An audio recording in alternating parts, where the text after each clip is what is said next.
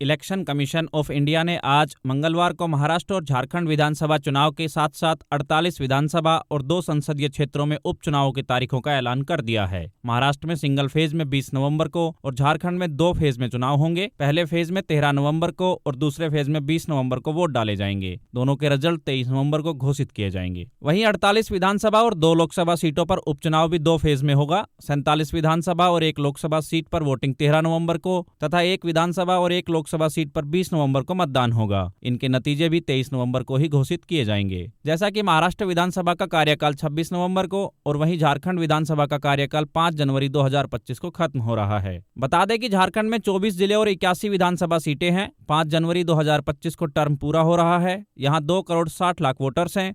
First time voters 11,84,000 हैं। Polling station 1,186 हैं, जिसके चलते इस बार भी पीडब्ल्यूडी और वुमेन मैनेज्ड बूथ बनाए जाएंगे, क्योंकि इनमें से 1,14,000 वोटर्स 85 साल से ज्यादा के हैं। वहीं महाराष्ट्र में कुल वोटर 9 करोड़ 63 लाख हैं। इनमें 4 करोड़ 97 लाख पुरुष और 4 करोड़ 66 लाख महिलाएं हैं। यहाँ 20 से 29 साल के 1 करोड़ 85 लाख मतदाता हैं और यहाँ 20,93,000 मतदाता पहली बार वोट करेंगे। बता दें कि महाराष्ट्र में महायुति यानी शिवसेना, भाजपा और एनसीपी अजीत पवार गुट की सरकार है। एंटी इनकम्बेंसी और 6 बड़ी पार्टियों के बीच बंटने वाले वोट को साधना पार्टी के लिए बड़ी चुनौती हो सकती है। वहीं 2024 लोकसभा चुनाव में महाराष्ट्र की 48 सीटों में से इंडिया गठबंधन को 30 और एनडीए को 17 सीटें मिली थी। इनमें बीजेपी को 9, शिवसेना को 7 और एनसीपी को सिर्फ 1 सीट मिली थी। यहाँ भाजपा को 23 सीटों का नुकसान हुआ था। जैसा कि 2019 लोकसभा चुनाव में एनडीए को 41 सीटें मिली थी और वहीं 2014 में यह आंकड़ा 42 का था, यानी कि 2024 में ये आंकड़ा आधे से भी कम रह गया है।